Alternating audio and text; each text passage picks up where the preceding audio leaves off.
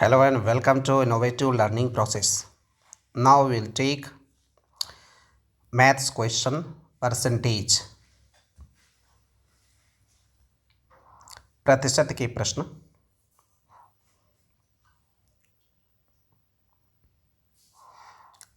पहला प्रश्न है, निम्नलिखित प्रतिशतों को भिन्नों और अनुपातों में परिवर्तित कीजिए। जैसे परसेंटेज में दिए है 30%, तो इसको हम भिन्न और अनुपात में कैसे लिख सकते हैं। 30% का मतलब ये हुआ 30/100 और 30/100 इसका 1 0 यहाँ से 1 0 यहाँ से कैंसिल हो गया, तो ये हो गया 3/10। ये भिन्न में हो गया। अनुपात में अगर इसे कहना हो तो 3:10 कह सकते हैं। तो इस तरीके से ये भिन्न में परिवर्तित हो गया। अगर कहीं हमें इस भिन्न को फिर से परसेंटेज में बदलना हो तो इसका उल्टा काम, जैसे हम बटे 100 कर दिए हैं, यहाँ पे 100 से गुणा करा देंगे। अब 3/10 गुणे 100, तो ये हो गया 3×30%।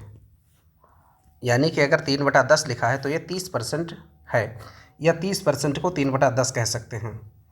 इस तरीके से, जैसे इसके पहले भी हमने एक प्रश्न में चर्चा किया है कि 1/2 इसका मतलब होता है 50%, और 1/4 इसका मतलब होता है 25%, और ऐसे ही 3/4 इसका मतलब है 75%। ये हमें टू द पॉइंट याद होने चाहिए। वैसे भी इनको हम कर सकते हैं। जैसे अगर लिखा होता ये 50%, तो इसको हम लिखते 50/100, यानी कि 1/2 ये आ गया। 1/4 का जो 25% है, अगर इसको हमें लिखना है तो हम ऐसे लिखते 25% बराबर 25/100, 25 चौके 100, तो 1/4, 25 एकम 25, 25 चौके 100। ऐसे 3/4 का 75% कैसे निकलेगा? 75% बराबर 75/100। इसको काट दें अगर 25 से, तो 25 × 75, 25 चौके 100, तो ये हो गया 3/4।